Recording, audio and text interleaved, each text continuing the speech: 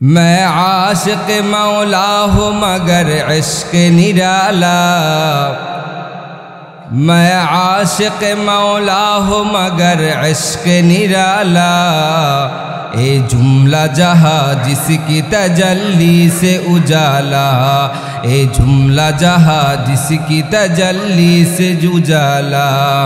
अय्यार जिगर नूर नज़र अब तो कहाँ है, अय्यार जगर नूर नजर अब तो कहाँ है। दीवाना तेरा हो गया मैं मेरा खबर ले, दीवाना तेरा हो गया मैं मेरा खबर ले। ऐ दोस्तो अगर जा तो लबी जाब तो बख्शम, ऐ दोस्तो अगर जा तो लबी जाब तो बख्शम। ओज जे जाछे आजीनस्तो बगुआ तो बख्शम। ए दौलत दुनिया जो मिली सारे जहां को, ए दौलत दुनिया जो मिली सारे जहां को। फैज़ान मदीना है फैज़ान मदीना, फैज़ान मदीना है फैज़ान मदीना। अल्हम्दुलिल्लाह दावतुल हक তাহফিজুল কুরআন মাদ্রাসার উদ্যোগে আয়োজিত আজকের এই মাহফিলের সম্মানিত সভাপতি সাহেব, সেরেতাজ উলামায়ে কেরাম, দূর দূরান্ত থেকে আগত জাকিরিন শাকিরিন মুহিব্বিন মুরব্বিয়ানে আওয়াম, যুবক বন্ধুরা, পর্দার আড়ালের মা ও বোনেরা, সকলকে জানায় অন্তরের অন্তঃস্থল থেকে ভালোবাসা এবং মুবারকবাদ। সম্মানিত ভাই বোনেরা, আমি আপনাদের সামনে সূরাতুল ইসরার 23 নম্বর আয়াত তেলাওয়াত করেছি। ওই আয়াতের মধ্যে আল্লাহ তাআলা আমাদের জন্য দুইটা ফয়সালা করেছেন। সে আয়াতে আল্লাহ তাআলা আমাদেরকে কি বলেন আমরা একবার আবারও পড়ি। ওয়াকাযা রাব্বুকা আল্লা তা'বুদু ইল্লা ইয়্যাহু ওয়া বিল ওয়ালিদাইনি ইহসানা। আল্লাহ তাআলা এখানে দুইটা ফয়সালা করেছেন। এক নম্বর ফয়সালা হলো ওয়াকাযা রাব্বুকা আল্লা তা'বুদু ইল্লা ইয়্যাহু, বান্দা ইবাদত যদি করো শুধু আমার ইবাদতেই করবা, অন্য কারো ইবাদত তুমি করো না। এক নম্বর ফয়সালা। দুই নম্বর ফয়সালা হলো ওয়া বিল ওয়ালিদাইনি ইহসানা, মা বাবার সাথে ভালো ব্যবহার। তাহলে কয়টা ফয়সালা শুনলাম? দুইটা ফয়সালা। এই দুই ফয়সালার উপরে ইনশাআল্লাহ কথা বলবো। ওমা তাওফীকি ইল্লা বিল্লাহ। যে প্রথম যে ফয়সালা আল্লাহ করলেন, ওয়াকাযা রাব্বুকা আল্লা তা'বুদু ইল্লা ইয়্যাহু ওয়া বিল ওয়ালিদাইনি ইহসানা। ওয়াকাযা রাব্বুকা আল্লা তা'বুদু ইল্লা ইয়্যাহু, বান্দা ইবাদত যদি করো তাহলে আমার ইবাদত করবে, গোলামি যদি করতে হয় তাহলে আমার গোলামি করবে, যদি মাথা নত করতে হয় আমি রবের মাথা নত করবে, যদি কারো কাছে চাইতে হয় আমি রবের কাছে চাইবে, যদি কিছু চাইতে হয় সন্তান চাইতে হয় তো বান্দা আমার কাছে চাইবে। আর আমি ছাড়া পৃথিবীর অন্য কারো কাছে কোনো কিছু চাইতে পারবে না। চাইতে হলে কার কাছে চাইবো? আল্লাহর কাছে চাইবো। মাথা নত যদি করতে হয় কার কাছে মাথা নত করব? আল্লাহ তাআলার কাছে মাথা নত করব। দুনিয়াতে কোনো পীর, কোনো মাজার, কোনো বড় ব্যক্তিত্ব সে যেই হোক, কোনো ওলি বুজুর্গ, তার সামনে মাথা নত করা যাবে না। আল্লাহকে ছাড়া অন্য কারো কাছে চাওয়াও যাবে না। আল্লাহকে ছাড়া অন্য কারো পায়ে সিজদা করা শিরিক, এবং আল্লাহকে ছাড়া অন্য কারো কাছে যেই চাওয়াটা আল্লাহকে ছাড়া অন্য কেউ দিতে পারে না এমন জিনিস মানুষের কাছে চাওয়া, কবরের কাছে চাওয়া, পীরের কাছে চাওয়া, এটা শিরিক। বলেন এটা কি? শিরিক। এটা হারাম। শিরিক কি জিনিস? প্রিয় ভাইরা আমার, শিরিক একটা মহাপাপ, শিরিক একটা বিরাট পাপ। এটা আল্লাহ তাআলা কুরআনে পাকের মধ্যে বলছেন। আল্লাহ তাআলা বলেন, ইন্নাল্লাহা লা ইয়াগফিরু আন ইউশরাকা বিহি ওয়া ইয়াগফিরু মা দুনা যালিকা লিমান ইয়াশা। ইন্নাল্লাহা লা ইয়াগফিরু আন ইউশরাকা বিহি, যে ব্যক্তি আমার সাথে অন্য কাউকে শরীক করবে, ইশরাকা বিহি, ইন্নাল্লাহা লা ইয়াগফিরু আন ইউশরাকা বিহি ওয়া ইয়াগফিরু মা দুনা যালিকা লিমান ইয়াশা, যে আমার সাথে অন্য কাউকে শরীক করবে আমি তাকে ক্ষমা করব না। তাছাড়া বান্দা যত গুনাহ করুক আল্লাহ রব্বুল আলামিনের দয়া হলে আল্লাহ মাফ করে দিবেন। সুবহানাল্লাহ। শিরিকের গুনাহ যদি কেউ করে তাহলে আল্লাহ মাফ করেন না, অন্য গুনাহ করলেও আল্লাহ মাফ করে দিতে পারেন। এরপরে আল্লাহ আবার বলতেছেন, ওয়ামাই ইউশরিক বিল্লাহি ফাকাদ যাল্লা যালালাম বাঈদা, যে ব্যক্তি আমার সাথে অন্য কাউকে শরীক করবে সে হলো চূড়ান্ত পর্যায়ের পথভ্রষ্ট। বলেন আল্লাহ কি বলতেছেন? সে চূড়ান্ত পর্যায়ের পথভ্রষ্ট। এমনকি আল্লাহ তাআলা অন্য আয়াতের মধ্যে নবীজিকে ধমক দিয়ে বলেন, লা ইন আশরাকতা লা ইয়াহবাতান্না আমালুক ওয়া লা তাকুনান্না মিনাল খাসিরিন। আল্লাহ রাব্বুল আলামিন বলেন, হে নবী, আপনি যদি শিরিক করেন তাহলে আপনার যত আমলনামা আছে সব আমলনামা নষ্ট হয়ে যাবে। কত বড় ধমকি! হে নবী, আপনিও যদি শিরিক করেন তাহলে আপনার সমস্ত আমলনামা নষ্ট হয়ে যাবে। ওয়ালা তাকুনান্না মিনাল খাসিরিন, আর আপনি হবেন ক্ষতিগ্রস্তদের মধ্যে ক্ষতিগ্রস্তদের আপনি একজন হয়ে যাবেন।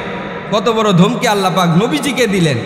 অন্য আয়াতে আল্লাহ তাআলা শিরিক সম্পর্কে বলেন, وَإِنَّهُ مَن يُشْرِكْ بِاللَّهِ فَقَدْ حَرَّمَ اللَّهُ عَلَيْهِ الْجَنَّةَ وَمَأْوَاهُ النَّارُ, যে ব্যক্তি আমার সাথে অন্য কাউকে শরীক করবে তার উপরে জান্নাত হারাম, তার উপরে জান্নাত হারাম হয়ে যাবে। ওয়ামাউয়াহুন নার, আর তার ঠিকানা হবে জাহান্নাম। কার কথা বলেন? আল্লাহ তাআলার কথা। যে ব্যক্তি আমার সাথে শরীক করবে জান্নাত তো হারাম হবে আর তার ঠিকানা হবে জাহান্নাম। নবীজি বলেন, হাদিসের মধ্যে আসছে, নবীজি বলেন, লা তুশরিক বিল্লাহি শাইআ ওয়া ইন হুররিকতা ওয়া কুতিলতা, তুমি আল্লাহর সাথে কাউকে শরীক করো না। যদিও তোমাকে আগুনে পুড়িয়ে দেওয়া হয়, যদিও তোমাকে জ্বালায় পুড়িয়ে দেওয়া হয়, হত্যাও করা হয়, তাও তুমি আল্লাহ তাআলার সাথে কাউকে শরীক করো না। করব যদি ভারতের হিন্দুরা যদি আমাদেরকে গলায় ছুরি ধরে বলে, এদেশে আইসা যদি গলায় ছুরি ধরে এসে বলে, বলো জয় শ্রীরাম, গলায় ছুরি আসবে, হাসি মুখে শাহাদত বরণ করব, কিন্তু লা ইলাহা ইল্লাল্লাহ ছাড়া আর কিছুই বলবো না। ঠিক না বেঠিক? আমাদের রক্তকে আমরা জড়ায় দিতে পারি, কিন্তু আল্লাহকে ছাড়া অন্য কাউকে মানতে পারি? প্রিয় ভাইরা আমার, এই কথাটাই নবীজি বলছেন, লা তুশরিক বিল্লাহ, আল্লাহকে ছাড়া অন্য আল্লাহর স্থানে কাউকে দিও না। যদিও তোমাকে জ্বালায় দেওয়া হয়, হত্যা করা হয়। দেখেন আল্লাহ তাআলা হাদিসে কুদসির মধ্যে আরো সুন্দরভাবে বলেন, ইয়া ইবনা আদম ইন্নাকা লাউ লাকিতানি বিতুরাবিল আরদি খাতায়া থুম্মা লাকিতানি লা তুশরিক বিহি শাইআ লা আতাইতুকা বিকুরাবিহা মাগফিরাতান। আল্লাহ তাআলা হাদিসে কুদসির মধ্যে বলেন, ইন্নাকা লাউ লাকিতানি বিকুরাবিল আরদি খাতায়া, হে আদমের সন্তানেরা শুনো, তুমি যদি আকাশ জমিন ভরা পরিমাণ গুনাহ নিয়া আমার সামনে কিয়ামতের ময়দানে উপস্থিত হও। এমন অবস্থায় উপস্থিত হয়েছ যে আমি রবের সাথে দুনিয়াতে কাউকে শরীক করো নাই। লা তাইতুকা বিকুরাবিহা মাগফিরাতান, তাহলে আমি জমিন ভরা ক্ষমা নিয়া বান্দা তোমার সামনে উপস্থিত হয়ে যাব। সুবহানাল্লাহ। যদি আমার সাথে কাউকে শরীক না করো, জমিন ভরা ক্ষমা নিয়া তোমার সামনে আমি উপস্থিত হয়ে যাব। কত বড় পুরস্কার। কিন্তু শিরিক করা যাবে না। কি করা যাবে না বলেন? শিরিক করা যাবে না। হযরত লুকমান হাকিম তার সন্তানকে নসিহত করতেছেন। ওয়াইজ ক্বালা লুকমানু লিবনিহি ওয়া হুয়া ইয়াইদুহু ইয়া বুনাইয়া লা তুশরিক বিল্লাহ ইন্নাশ শিরকা লাযুলমুন আযীম। হে আমার আদরের সন্তান, ও আমার কলিজার টুকরা সন্তান, শুনো, লা তুশরিক বিল্লাহ, আল্লাহর সাথে কাউকে শরীক করো না। ইন্নাশ শিরকা লাযুলমুন আযীম, শিরিক হলো মস্ত বড় পাপ। এটা আমরা বাবা হিসাবে সন্তানকে নসিহত করতে পারি। বাবা, কোনো মাজারে গিয়া পূজা করো না, সিজদা দিও না, তার আল্লাহকে ছাড়া কারোর কাছে চাও না। এই বাবার আল্লাহ আমরা বাচ্চাদেরকে এগুলো বলতে পারি কি পারি না? বলি পারি। এগুলো আমরা বলবো যে সন্তান আল্লাহকে ছাড়া অন্য কেউ সন্তান দিতে পারে না। ইদা সাআলতা ফাসআলিল্লাহ, ও আমার কলিজার টুকরা, আল্লাহ বলেন যদি চাও তো আল্লাহর কাছে চাও। ইদা ইসতাআনতা ফাসতাইন বিল্লাহ, যদি সাহায্য পেতে চাও তো আল্লাহর কাছে চাও। তাহলে আল্লাহ তাআলা দেওয়ার জন্য প্রস্তুত আছেন না নাই? আল্লাহ দেওয়ার জন্য উজিবু দাওয়াতাদ দাঈ ইদা দান। আল্লাহ তাআলা বলেন বান্দা যখনই আমার কাছে চায় আমি তার ডাকে সাড়া দিই। সুবহানাল্লাহ। প্রিয় ভাইরা আমার, বলতেছিলাম শিরিক বড় মস্ত বড় গুনাহ, যেটা বাবা তার সন্তানকে নসিহত করতেছেন লুকমান হাকিম। এই জন্য শিরিক করা যাবে না। শিরিক 3 রকমের শিরিক আছে। একটা হলো শিরিক ফির জাতিয়া, 2 নাম্বার হলো শিরিক ফিল উলুহিয়া, 3 নাম্বার শিরিক ফিল কুদরতিয়া। 1 নাম্বার শিরিক হলো আল্লাহর সত্তার মধ্যে শিরিক করা, অর্থাৎ আল্লাহ একজনের জায়গায় 2 জন অথবা হাজার হাজার হাজার কোটি, যেটা হিন্দুরা বিশ্বাস করে, হাজার দেবতার বিশ্বাস করে। ঠিক না বে ঠিক? আমরা আমাদের আল্লাহ কয়জন? জোরে বলেন, আল্লাহ তাআলা কয়জন? একজন। আল্লাহ তাআলা নিজের পরিচয় সুন্দরভাবে সূরা ইখলাসের মধ্যে দিয়েছেন। হে নবী আপনি বলুন কুল হুয়াল্লাহু আহাদ। পারি না আমরা? বলেন কুল হুয়াল্লাহু আহাদ আল্লাহুস সামাদ লাম ইয়ালিদ ওয়া লাম ইউলাদ ওয়া লাম ইয়াকুল লাহু কুফুয়ান আহাদ। হে নবী আপনি বলুন, আল্লাহ নিজের পরিচয় কত সুন্দরভাবে বলেছেন দেখেন। হে নবী আপনি বলুন কুল হুয়াল্লাহু আহাদ, আল্লাহ এক। আল্লাহ কয়জন? আল্লাহ এক। আল্লাহুস সামাদ, আল্লাহ অমুখাপেক্ষী। এই পৃথিবী পরিচালনার জন্য আল্লাহ তাআলা কারো কাছ থেকে ধার নিতে হয় না? ধার নিতে হয়? আল্লাহুস সামাদ, আল্লাহ অমুখাপেক্ষী। লাম ইয়ালিদ ওয়া লাম ইউলাদ, তিনি কারো থেকে জন্ম হয় নাই, তার থেকেও কোনো কিছু জন্ম হয় নাই। ওয়ালাম ইয়াকুল্লাহু কুফুয়ান আহাদ, আল্লাহ তাআলার সমকক্ষ কেউ নাই। আছে? আল্লাহর সমকক্ষ কেউ নাই। এই জন্যই তো কবি সুন্দরভাবে বলতেছেন আলহামদুলিমান কদ্দারা খায়রান ওয়া খাবালা والشكر لمن صور حسنا وجمالا لا ضد ولا ند ولا حد لمولا الآن كما كان ولا يلقى زوالا فرد صمد عن صفة الخلق بري لا ولد ولا والد لا عم وخالا الحمد لمن قدر خيرا وخبالا والشكر لمن صور حسنا وجمالا لا ضد ولا ند ولا حد لمولا الآن كما كان ولا يلقى زوالا فرد صمد عن صفة الخلق بريء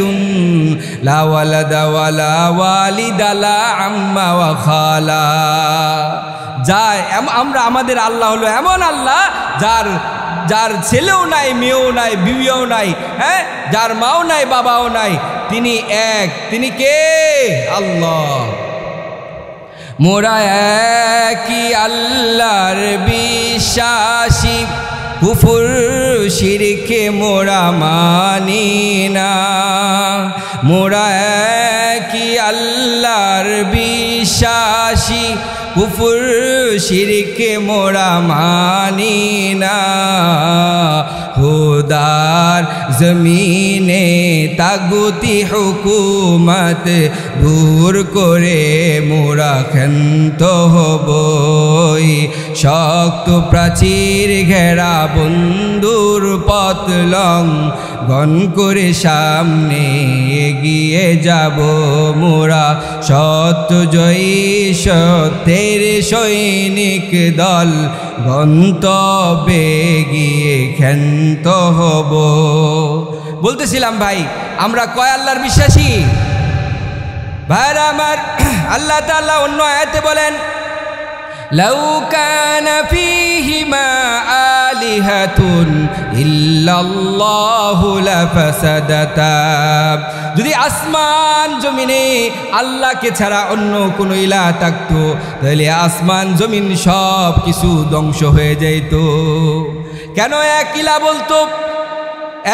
বলতো আজকে সারা দিন রোদ থাকবে আরেকজন বলতো না আজকে সারা দিন বৃষ্টি থাকবে দলাদলি করে দুইজনের মধ্যে ঝগড়া হয়ে আওয়ামী লীগ বিএনপির মতো ধ্বংস হয়ে যেত ঠিক না ঠিক দলাদলি হয়ে ধ্বংস হয়ে যেত সুতরাং বোঝা গেল আল্লাহ বলেন যে তোমাদের ইলাহ একই ইলাহ সুবহানাল্লাহ বলেন ভাইরা আমার আল্লাহর জাতের মধ্যে কোনো শরীক নাই আল্লাহ সত্তা এক আল্লাহর ইবাদতেও কাউকে শরীক করা যাবে না ইবাদত ফিল উলুহিয়া ইবাদতের মধ্যেও কাউকে শরীক করা যাবে না আল্লাহ তাআলা বলেন কুল আতা'বুদুনা মিন দুনিল্লাহি মা লা ইয়ানফাউকুম দাররাও ওয়ালা নাফা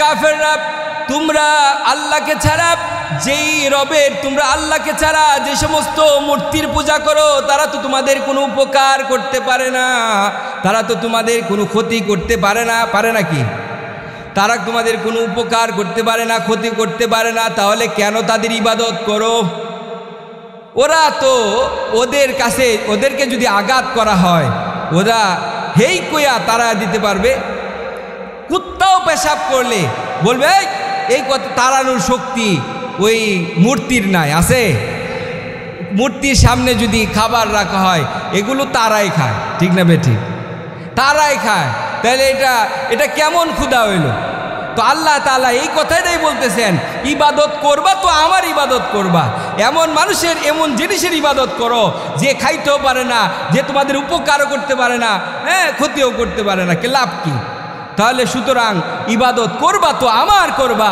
অন্য কারো পায়ে সিজদা করার অনুমতি নাই ভাইরা আমার 2 নাম্বার শিরিকের কথা বললাম 3 নাম্বার শিরিক হলো আল্লাহর কুদরতের মধ্যে কোনো শরীক নাই এই পৃথিবী পরিচালনা করার জন্য আল্লাহ তাআলা কারো সাথে কারো কাছে পরামর্শ নিতে হয় না হয় নাকি আল্লাহ তাআলা যাকে চান তাকে ক্ষমতায় বসান আল্লাহ তাআলা যাকে চান ক্ষমতা থেকে নামান ঠিক না বেঠিক কুলিল্লাহুম্মা মালিকাল মুলকি তুতিল মুলকা মান তাশা বলতেছিলাম যে আল্লাহর কুদরতের মধ্যে কারো শরীক নাই আল্লাহ তাআলা ইজ্জতের মালিক বেইজ্জতের মালিক কে বলেন আল্লাহ তাআলা বলেন কুলিল্লাহুম্মা মালিকাল মুলক তুতিল মুলকা মান তাশা ওয়া তানজিউল মুনতাশা ওয়া তুইজ্জু মান তাশা ওয়া তুযিল্লু মান তাশা বিয়াদিকাল খায়র ইন্নাকা আলা কুল্লি শাইইন কাদির। জগৎ হে বলো কুলিল্লাহুম্মা মালিকাল মুলক, হে জগৎ সময়ের অধিপতি, তুতিল মুলকা মান তাশা, যাকে ইচ্ছা আপনি রাজত্ব দেন, ওয়া তানজিউল মুলকা মিম্মান তাশা, যাকে ইচ্ছা আপনি ক্ষমতা থেকে ছিনিয়ে নেন, ওয়া তুইজ্জু মান তাশা, যাকে ইচ্ছা আপনি ইজ্জত দান করেন, ওয়া তুযিল্লু মান তাশা, যাকে ইচ্ছা আপনি আল্লাহ বেইজ্জতি করেন। ঠিক না বে ঠিক? এই ক্ষমতা কার? আমরা আল্লাহ তাআলার উপরে ভরসা করব, আল্লাহ তাআলার উপর, আল্লাহ তাআলাকেই সর্বশক্তিমান মনে করব। ঠিক না বে ঠিক? বলেন, আমরা অনেকেই ধারণা করি যে অনেকেই বলি যে আমার ওষুধটা খাওয়াতে ওষুধ আমাকে ভালো করে ফেলছে, নাউজুবিল্লাহ। বলেন, এই ওষুধ ভালো করার কোনো ক্ষমতা আছে? ভালো করছেন কে? ওষুধের কোনো ক্ষমতা নাই, ক্ষমতা হলো আল্লাহ। আল্লাহ তাআলা যদি চান তাহলেই সে ভালো হবে, আল্লাহ যদি না চান তাহলে পৃথিবীর সমস্ত ডাক্তার একত্রিত হলেও তাকে ভালো করতে পারবে। আর আল্লাহ তাআলা যদি কাউকে মারতে চান তাহলে আল্লাহ ভালো করতে চাইলে সে পৃথিবীর সমস্ত ডাক্তার মিলে, ডাক্তার লাগবে না, একটা সাধারণ ওষুধ খাইলে ভালো হয়ে যাবে। আর যদি আল্লাহ মারতে চান তামাম পৃথিবীর সমস্ত ডাক্তার একত্রিত হলেও ওই রুগীকে ভালো করতে পারবে না। ঠিক না বে ঠিক? তাহলে ক্ষমতা কার বলেন? তাহলে আমরা অনেক সময় হুজুরের পানি ভরায় হুজুরে ভালো করছে, আসলে হুজুরে ভালো করছে না আল্লাহ ভালো করছেন। তাহলে বিশ্বাসটা কার উপরে হবে? সমস্ত ক্ষমতার মালিক আল্লাহ, সমস্ত রিজিকের মালিক আল্লাহ। ব্যবসায় খাওয়ায় না, চাকরিয়ে খাওয়ায় না, খাওয়ান কে? ইজ্জতের মালিক কে? টাকার মালিক কে? ধনী হওয়ার মালিক কে? কয় হুজুর আমি তো পরিশ্রম কইরা কত টাকা, হাজার হাজার কোটি টাকা আমার পরিশ্রমে, আমার মেধাই তো আমি এত টাকা কামাইতেছি। হুজুর বলেন আল্লাহ কিভাবে? আবার ভাই ওই মাথাটা যদি, স্কুলুকটা যদি একটু ঢিলা করে দেয়, আপনি শুধু পাগলের মতো ঘুরবেন, কিসের টাকা কামাবেন আপনি? ঠিক না বে ঠিক? তাহলে এই যে ব্রেনটা দিল তিনি কে? যার ব্রেন নিয়া, যার মাথা নিয়া, যার চোখ দিয়ে আপনি চলাফেরা করতেছেন, তার উপরে বেড়াগিরি দেখাবেন, অহংকার করবেন, এই সুযোগ নাই। ঠিক না বে ঠিক? বলেন ভাই।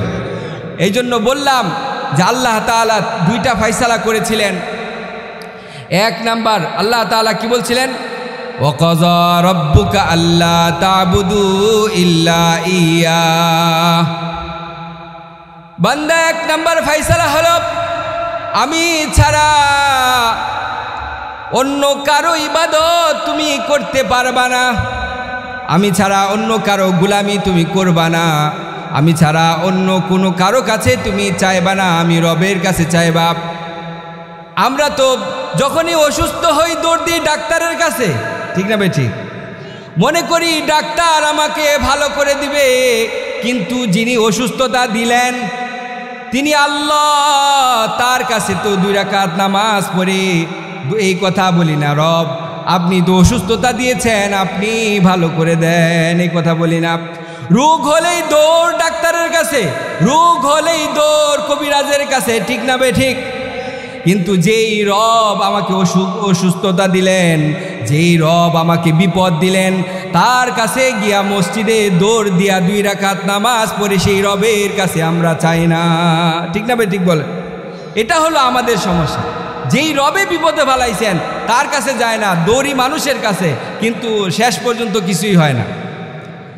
এই জন্য আল্লাহ তাআলার কাছে আল্লাহ এই আয়াতের মধ্যে এটাই শিক্ষা দিলেন, তুমি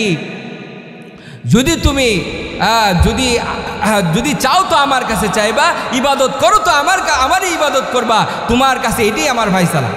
2 নাম্বার ফয়সালা হলো ওয়াবিল ওয়ালিদাইনি ইহসানা, মা বাবার সাথে ভালো ব্যবহার করবা। এটা কার কথা বলেন? আল্লাহ তাআলার কথা, মা বাবার সাথে ভালো ব্যবহার করবা।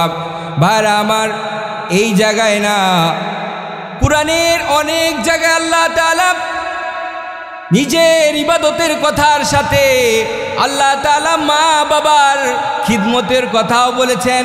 মা বাবার কথা শোনার জন্য আল্লাহ তাআলা নিজের ইবাদতের কথার সাথে সাথে আল্লাহ তাআলা মা বাবার আদেশ শোনার কথাও বলেছেন। কেন আল্লাহ তাআলা নিজের কথার সাথে মা বাবার কথাও মান্য করার কথা বলেছেন? আল্লাহ তাআলা কেমন যেন এই কথা বুঝাইতেছেন, বান্দা, আমি রবের ইবাদত যেভাবে মৃত্যু পর্যন্ত তোমাকে করতে হয়, তোমার মা তোমার বাবা যতদিন তোমরা দুনিয়াতে থাকবা ততদিন মৃত্যুর আগ পর্যন্ত একটা মুহূর্তেও মা বাবার খিদমত ছাড়া যাবে না। ঠিক না বে ঠিক? আল্লাহ আয়াতে কেমন যেন এই কথাই বুঝাইতেছেন, কারণ সব জায়গায় আল্লাহ তাআলা নিজের ইবাদতের কথার সাথে সাথে আবার মা বাবার কথাও বলেন। বুঝতে হবে যে আল্লাহ তাআলা এটার যে কত বড় গুরুত্ব এটা বুঝাইতেছে। গুরুত্ব, ভাইরা আমার, মা বাবা সন্তানকে এত আদর সুহাগ আর ভালোবাসা দেয়, একটা নিঃস্বার্থ আদর আর ভালোবাসা দেয়। পৃথিবীর কোনো বন্ধুকে, পৃথিবীর কোনো স্ত্রী তার স্বামীকে এত আদর সুহাগ আর ভালোবাসা দিতে পারে না, নিঃস্বার্থভাবে এত আদর আর ভালোবাসা দিতে পারে না। ঠিক না বে ঠিক? বাবা আর মা এটা এমন এক আজীব এক মোহাব্বতের বস্তু, তারা যখন চলে যায় তখন বুঝে আসে। ঠিক না বে ঠিক? আগে বুঝে আসে না, কত বড় নিয়ামত এটা আগে বুঝে আসে না, যখন যায় তখনই বুঝে আসে, আরে কি হারাইলাম। বাবা এমন একটা মানুষ যিনি আমাকে কুলে কাকে নিয়ে বড় করেছেন, আমাকে হাজার হাজার হাজার চুমু খেয়েছেন, যার হাত ধরে আমি বড় হয়েছি। আমার পকেটে যখন টাকা ছিল না, বাবার পকেটটাকে বাবা আমার পকেট বানিয়েছেন। বাবা নিজে না খায়া আমাকে খাওয়াইছেন, বাবা নিজে না পইরা আমারে পড়াইছেন, নিজে ভালো কিছু খান নাই, নিজে ভালো কিছু পরেন নাই, সন্তানের সুখের জন্য, স্ত্রী পুত্রের সুখের জন্য সব সময় চিন্তা করেছেন। ভাইরা আমার, এমন কি জায়গা জমি বিক্রি করে সন্তান কিভাবে প্রতিষ্ঠিত হয়, প্রতিষ্ঠিত করার জন্য জায়গা জমি বিক্রি করে বিদেশে পাঠিয়েছেন। এমন কি বন্ধু তুমি আমাকে দেখাও 10,000 টাকা তোমাকে দিয়া সহযোগিতা করবে বিনা স্বার্থে, তোমাকে 10,000 টাকা দিয়া তোমার বন্ধু সহযোগিতা করে না, অথচ তোমার বাবা জায়গা জমি বিক্রি কইরা তোমার জীবনটা উন্নতি হওয়ার জন্য তোমাকে বিদেশে পাঠালো, তোমাকে পড়াশোনা করালো, মাথার গাম পায়ে ফেলে বাবা তার জীবনের সর্বোচ্চ তোমার জন্য বিলীন করে দিল। ঠিক না ভাই? ঠিক বলেন? আজকে ছেলে শিক্ষিত হয়ে বড় হয়ে বাবাকে আর চিনে না, বাবার চোখের উপর চোখ রেখে কথা বলে, এমন কুলাঙ্গার সন্তান আমাদের সমাজে আছে না নাই? আছে। কুলাঙ্গার এই সমস্ত বেয়াদব সন্তানেরা যারা শিক্ষিত হইয়া বাবার খায়া বাবার কইরা এত বড় হইছো, চোখে দেখো এখন বাবারে চিনো না, তাকে শ্রদ্ধা করতে বুঝো না, বাবার পরিচয়টা পর্যন্ত শিক্ষিত হয়ে গেছে এখন দিতে তার শরম লাগে। নাউজুবিল্লাহ বলে। কত বড় নাদান, কত বড় বেউকুফ। বাবার পরিচয়টা দিতে গেলে তার লজ্জা লাগে। কে তোমাকে এত আদর করে বড় করলো? কে তোমাকে এত শিক্ষিত বানালো? তার টাকা দিয়ে তুমি এখন দুনিয়াকে চিনো, যার টাকা পয়সা দিয়া, যার সহযোগিতায়, আদর স্নেহ ভালোবাসায় তুমি এখন দুনিয়াটাকে একটু বুঝতে পারো, আর সেই বাবার হুকুম মানতে তুমি এখন রাজি না। এমনও সন্তান, কুলাঙ্গার সন্তান আছে, বাপেরে মারে বাদ দেয় না, আছে না নাই? বড় আফসোস, বড় পরিতাপের বিষয়, ভাইয়ে ভাইয়ে ভাগাভাগি করে। কিসের ভাগাভাগি? আহা, তোমার মা তোমার বাবা কোনো সময় কি ভাগাভাগি করছিল তোমাকে পালার জন্য? না না না, ভাগাভাগি করে নাই, বরং নিজের খাবার তোমার মুখে তুলে দিছে, তোমার আমার মুখে বাবার খাবারটা তুলে দিছে। ভাগাভাগি করে নাই, আর আমরা ভাইয়েরা ভাগাভাগি করার জন্য প্রস্তুত হয়ে গেছি। বড় নাউজুবিল্লাহ, আল্লাহ নারাজ হন এই সমস্ত বিষয়ে। ভাইয়েরা আমার, মা তো মাই, মার কোনো তুলনা হয় না। মার কথা আল্লাহ পাক কোরআনে পাকের মধ্যে বলতেছেন, ওয়াসাইনাল ইনসানা বিওয়ালিদাইহি হামালাতুহু উম্মুহু ওয়াহানান আলা ওয়াহনিন ওয়া ফিসালুহু ফি আমাইনি আনিশকুর লি ওয়া লিওয়ালিদাইক।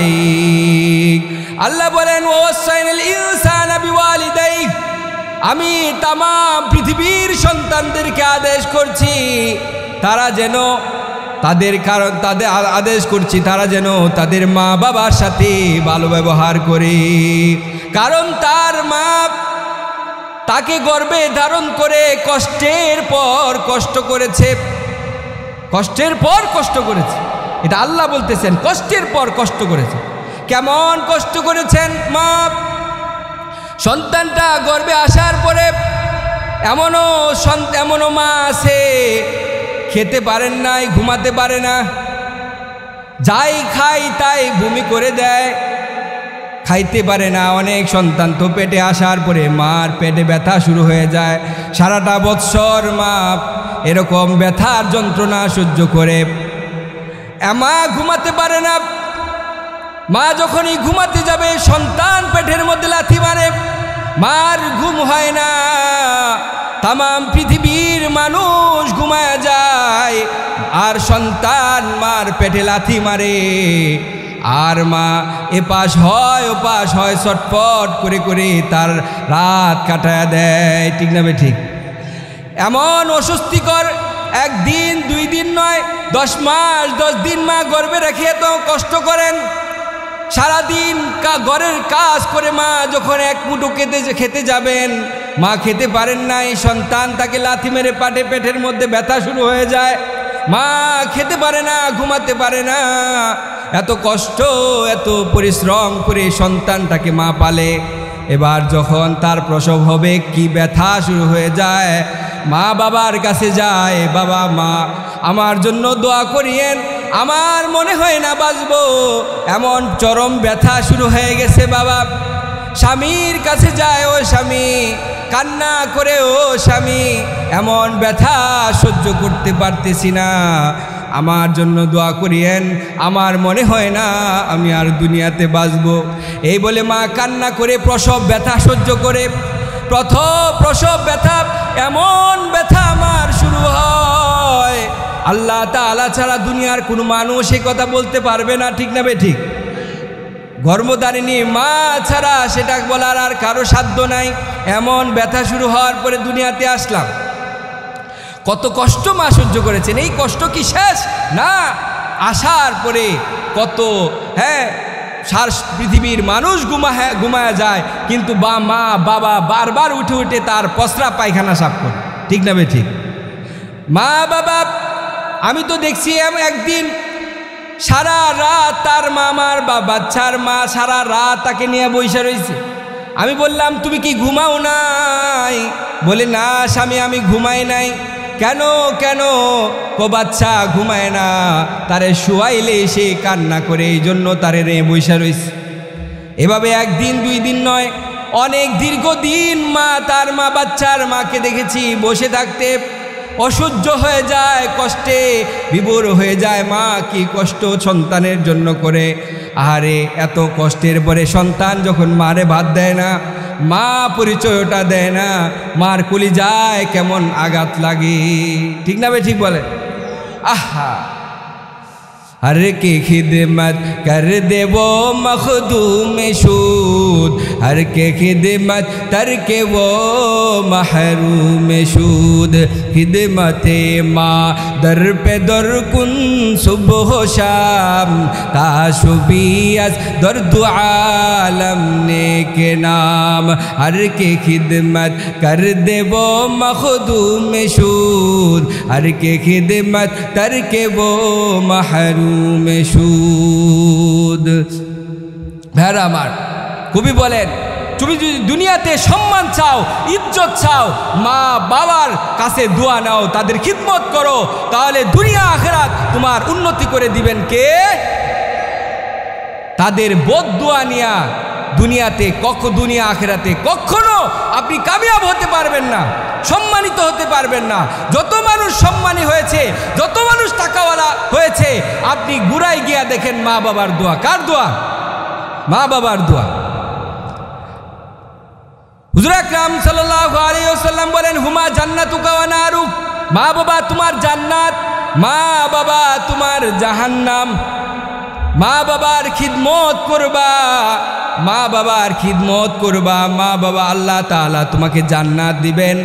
আর মা বাবার সাথে বেয়াদবি করবা, মা বাবার সাথে বেয়াদবি করার কারণে আল্লাহ তাআলা তোমার ঠিকানা বানাবেন জাহান্নাম। অনেক মানুষ আছে যে 5 ওয়াক্ত নামাজি, হজ করছে, হ্যাঁ হজ 5টা হজ করছে, 80টা হজ করছে, সামনের কাতারে নামাজ পড়ে, কিন্তু মা বাবারে বাদ দেয় না। আমি বলি, হাজী সাহেব, আপনি যতই হজ করেন, 1 কোটি হজ করেন, আর সামনের কাতারে তাহাজ্জুদের নামাজ আপনি যতই পড়েন, আপনার এই নামাজ, এই তাহাজ্জুদ, এই ইবাদত বন্দেগী কিচ্ছুই কাজে আসবে না। ঠিক না? ঠিক বলেন, কিছুই কাজে আসবে না।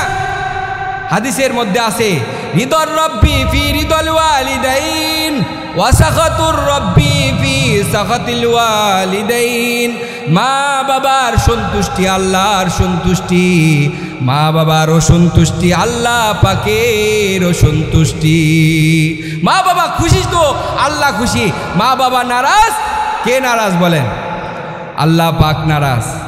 3টা মানুষের দোয়া ডাইরেক্ট কবুল হয়, কোনো পর্দা থাকে না, কোনো কি থাকে না, কোনো পর্দা থাকে না। 3 মানুষের দোয়া ডাইরেক্ট কবুল। 1 নাম্বার হলো মুসাফিরের দোয়া, মুসাফির দোয়া করলে কবুল হয়ে যায়। মাজলুমের দোয়া, মাজলুম দোয়া করতে দেরি হয়, জালুমের বিরুদ্ধে দোয়া কবুল হইতে দেরি হয় না। আর 1 নাম্বার হলো মা বাবার দোয়া, যার মধ্যে কোনো পর্দা থাকে না, দোয়া করতে দেরি হয় কিন্তু কবুল হইতে দেরি নাই, কবুল হইতে দেরি নাই, কোনো পর্দা নাই। হাদিসের কথা। আপনি পীর সাহেবের কাছে গেলেন, হাদিয়া তোফা নিয়া পীর সাহেবের কাছে হাদিয়া তোফা নিছেন, আঙ্গুল বেদেনা, কমলা, অনেক কিছু নিলেন। কোনো আলেমের কাছে গেলেন, পীর সাহেবের কাছে গেলেন দোয়া চাওয়ার জন্য, হুজুর আমার জন্য দোয়া করেন, আমার ছেলের এই সমস্যা, আমার মেয়ের এই সমস্যা, হুজুর আমার জন্য দোয়া করিয়েন। কিন্তু ভাই, হুজুরের দোয়া কবুল হতেও পারে, নাও হতে পারে। কিন্তু ঘরের মধ্যে শুয়ে আছে মা, ঘরের মধ্যে শুয়ে আছে বাবা, তার একটু পাটা টিপে দিয়া, তার মাথাটা টিপে দিয়া, বাজারে আঙ্গুর ফল পাওয়া যায়, বেদানা পাওয়া যায়, একটা বেদানা, একটা আঙ্গুর ফল টিপে টিপে যদি বাবার মুখে তুলে দেওয়া যায়, মার মুখে তুলে দেওয়া যায়, আর বলা হয় মা আমার জন্য দোয়া করো, আমি এমন মুসিবতে আছি, আল্লাহ খুশি হয়ে যাবেন। সমস্ত আসমান, আকাশ, বাতাস খুশি হয়ে যাবে। আপনি যেই উদ্দেশ্য নিয়ে দোয়া চাইতে যাবেন, সেই উদ্দেশ্য কবুল হবেই হবে, হবেই হবে। এতে কোনো সন্দেহ আছে? সন্দেহ নাই। কিন্তু আপনার পীর সাহেবের দোয়া কবুল হতেও পারে, নাও হতে পারে, আলেমের দোয়া কবুল হতেও পারে, নাও হতে পারে, এই ব্যাপারে কোনো গ্যারেন্টি নাই। কিন্তু মা বাবার দোয়া এতে গ্যারেন্টি আছে। এই জন্যই তো মা বাবা সন্তানকে বদদুয়া করা কিনা উচিত না। কারণ বদদুয়া করলে সাথে সাথে কি হয়ে যায়? সাথে সাথে অ্যাকশান। বলেন সাথে সাথে কি? অ্যাকশান। হ্যাঁ, একজন কাবার ইমাম ছিলেন, অত্যন্ত কালো কুসকুসে। উনাকে জিজ্ঞাসা করা হয়েছিল, আপনি এত কালো মানুষটা এই কাবার ইমাম হলেন কিভাবে? উনি বলছিলেন যে আমি ছোটোকালে অনেক দুষ্ট ছিলাম, আমার মা আমার দুষ্টমির কারণে অতিরঞ্জন করতাম, তো অসহ্য হয়ে মাঝে মাঝে বলতেন রাগ করে যে আল্লাহ তোরে কাবার ইমাম বানায় দেখ। রাগ করে উল্টা দোয়া করতেন। তো আল্লাহর কি দয়া, ওই রাগের মুহূর্তে যে দোয়াটা করছেন, সেই কাবার ইমাম আল্লাহ আমারে বানায় দিচ্ছেন। সুবহানাল্লাহ। মা বাবার দোয়া ডাইরেক্ট কবুল হয়ে যায়। আর মা তো মায়ে, হ্যাঁ, পৃথিবীর মার যার কোনো তুলনা হয় না। ঠিক নেবে? ঠিক বলে। তামাম পৃথিবীর মানুষ স্বার্থের কারণে ভুলে যেতে পারে, কিন্তু মা ভুলে না। আপনি রাত্রে অনেক রাত্রে বাসায় না ফিরলে সবাই ঘুমায় যায়, কিন্তু মা কিন্তু ঘুমায় না। মা সন্তান আসার পরে মা তারপরে দরজা খুলে দিয়ে জিজ্ঞাসা করে, বাবা তুই কোথায় গেছিলে? তোর পেরেশানিতে আমার ঘুম হচ্ছে না, বাবা তুই কোথায় গেছিলে? বাবা তার সন্তানকে শোয়া তারপরে মা শুইতে যায়, মার ঘুম আসে না। বিদেশ থেকে যখন মা আসে সবার নজর হলো ওই সামানার দিকে, আমার জন্য কি আনছে। কিন্তু মা যখন সন্তানকে দেখে মার কলিজাটা ভরে যায়, তার কলিজাটা ঠান্ডা হয়ে যায়। মা বলে, বাবা তোরে কতদিন ধরে দেখি না। মা গৈরাইতে থাকে, কান্না করতে থাকে, আয় আয় আমার মানিক আমার বুকে আয়। ঠিক না বে ঠিক? এমন মা। আর যার মা নাই সে বুঝে মার কদর। ঠিক না বে ঠিক? মা মা মা আজ তুমি কেন আমায় সোহাগ মাখা ডাকো না? আজ তুমি কেন আমায় সোহাগ মাখা ডাকো না?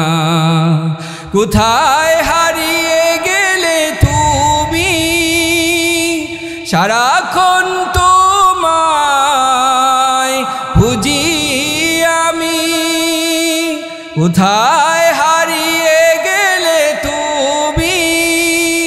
সারাক্ষণ তোমায় খুঁজি আমি। মা বলে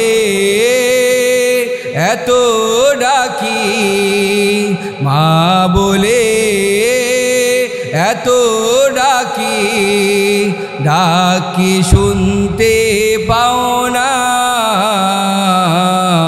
আজ তুমি কেন আমায় সোহাগ মাখা ডাকো না? আজ তুমি কেন আমায় সোহাগ মাখা ডাকো না? আহা, মা যাদের মা নাই বাবা নাই তারা বুঝে কষ্ট। ঠিক না বে ঠিক? বলে ভাইরা আমার, মা বাবার দোয়া ডাইরেক্ট কবুল। ওয়াইস করুনি নাম শুনেছেন? ওয়াইস আল করনি। সে তার মা ছিল বৃদ্ধ মা, মার খিদমত করতো সব সময়। ওই সময় নবীর জমানা, নবীজির কাছে চিঠি লিখলেন, ইয়া রাসূলুল্লাহি ইয়া হাবিবাল্লাহি, আপনার কাছে আমার আসতে মন চায়, আপনার চেহারাটা একবার দেখতে মন চায় ইয়া রাসূলুল্লাহ। আপনার সাহাবী হতে খুবই মন চায়, কিন্তু মা অসুস্থ, মা তো নিষেধ করে, আমি কি করব? হুজুর আকরাম সাল্লাল্লাহু আলাইহি ওয়াসাল্লাম চিঠির উত্তর পাঠাইলেন, হ্যাঁ ওয়াইস করুনি আমার পাগল, না না তুমি তোমার মায়ের খিদমত করো, আমার কাছে তোমাকে আসতে হবে না। তোমার মায়ের খিদমত তুমি করো, কারণ অথচ সাহাবী হওয়ার কি মর্যাদা। হযরত আব্দুল্লাহ ইবনে মুবারক রাদিয়াল্লাহু রাহমাতুল্লাহ আলাইহিকে জিজ্ঞাসা করা হয়েছিল, হে আব্দুল্লাহ ইবনে মুবারক, আপনি তো অনেক বড় মুহাদ্দিস, অনেক বড় ফকিহ, আপনাকে একটা কথা জিজ্ঞাসা করি। হযরত মুআবিয়া রাদিয়াল্লাহু আল্লাহর নবীর সাহাবী আর তাবেঈ আব্দুল্লাহ ইবনে ওমর ইবনে আব্দুল আজিজ, উনি একজন তাবেঈ, উনার মর্যাদা বেশি না মুআবিয়া রাদিয়াল্লাহু আনহু উনার মর্যাদা বেশি? দুজনের মধ্যে একজন তাবেঈ আর একজন সাহাবীর মর্যাদা, তার মধ্যে তফাৎ কি?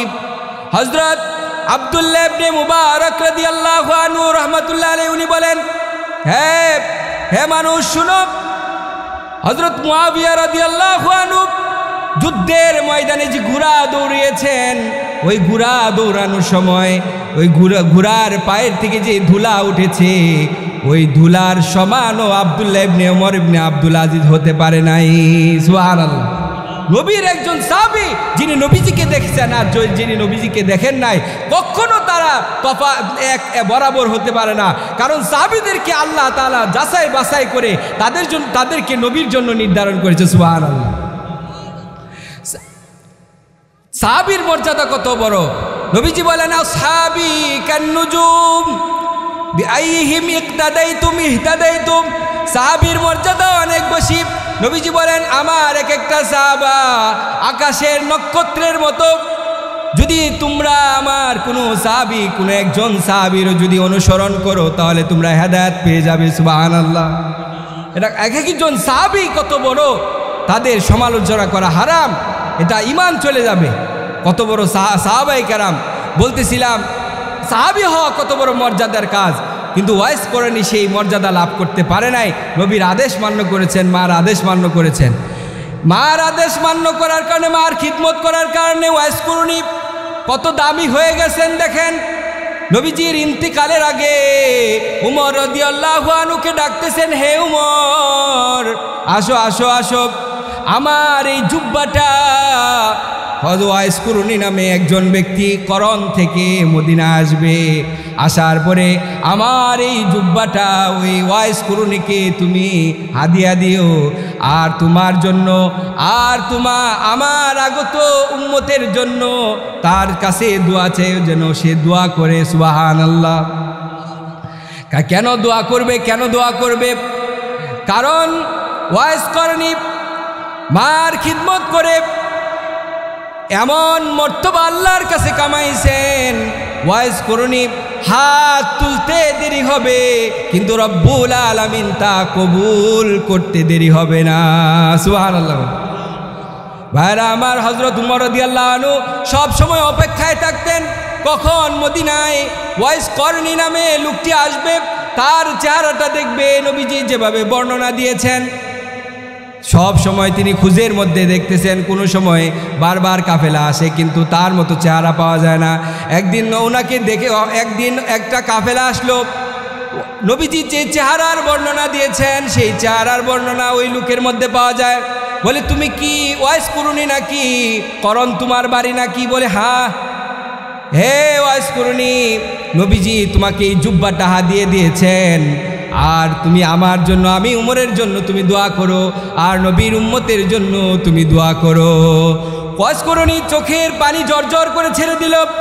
কেন কেন? তুমি তো নবীর সাহাবী, আমি তো এই নবীর সাহাবী হওয়ার যোগ্যতা আমার হয় নাই, তাহলে কেন তুমি আমার কাছে দোয়া চাইতেছো? বলে হে ওয়াইস করুনি, এমন মার খিদমত করে এমন যোগ্যতা তুমি কামাইছো যে নবীজি বলছেন আমার জন্য, আমি তোমার কাছে দোয়া চাইতাম, আমার নবীর উম্মতের জন্য দোয়া চাইতাম, কারণ তুমি দোয়া করলে আরশওয়ালা তা ফিরায় দিবেন না। সুবহানাল্লাহ। বলে মার দোয়া, বাবার দোয়া কবুল হয় কি হয় না? বলে ডাইরেক্ট কবুল হয়, যেমন তাদের দোয়া কবুল হয়, বদদোয়া কবুল হয়। সংক্ষেপে বলি, হযরত আলকামা রাদিয়াল্লাহু আনহু, আলকামা রাদিয়াল্লাহু আনহু কালিমা নসিব হচ্ছে না, তো উনার স্ত্রী খবর পাঠাইলেন নবীজির কাছে। নবীজি বেলাল রাদিয়াল্লাহু আনহুকে সাথে নিয়ে দৌড় দিলেন। তাড়াতাড়ি করে হযরত আলকামা রাদিয়াল্লাহু আনহুর কাছে গিয়ে বলেন, আলকামা আলকামা কালিমা পড়ো। সে কালিমা পড়তে পারতেছে না। নবীজি বললেন তার কি মা আছে না কি? বলে হ্যাঁ, তার মাকে আনা হলো। হে আলকামার মা, তুমি কি তোমার সন্তানের প্রতি অসন্তুষ্ট নাকি? বলে হ্যাঁ, আমি তার প্রতি নারাজ। নবীজি বলেন তাকে মাফ করে দাও। বলে হ্যাঁ, না, সে এমন অন্যায় করেছে, আমি তাকে মাফ করব না। নবীজি বলেন হে বিলাল, তুমি লাকড়ি আনো, তাকে পুরায় ফেলবো। নবীর লাকড়ি আনা হলো। হুজুর আকরাম সাল্লাল্লাহু আলাইহি ওয়াসাল্লাম যখন লাকড়ির মধ্যে আগুন ধরাবেন, তো আলকামার মা চিন্তা করে আমার সন্তান আমার সামনে পুরা পুড়বে, এটা আমি কখনোই সহ্য করতে পারবো না। তারপরে নবী আলকামার মা বললেন, ইয়া রাসূলুল্লাহ, আপনি সাক্ষী থাকেন, আমি আলকামাকে মাফ করে দিলাম। সুবহান। সাথে সাথে আলকামা রাদিয়াল্লাহু আনহুর কালিমা নসিব হয়ে গেল। সুবহানাল্লাহ। শেষ কথাটা আল্লাহ পাক কুরআনে পাকের মধ্যে মা বাবার সম্পর্কে কি বলেছেন, এই কথাটা বলে আমার কথা শেষ করে দিব। আল্লাহ তাআলা বলেন, ওয়াবিল ওয়ালিদাইনি ইহসানা, দুনিয়ার সন্তানেরা মা বাবার সাথে ভালো ব্যবহার করবে। ইম্মা ইয়াবলুগান্না ইনদাকাল কিবারা আহাদুহুমা আও কিলাহুমা ফালা তাকুল লাহুমা উফ।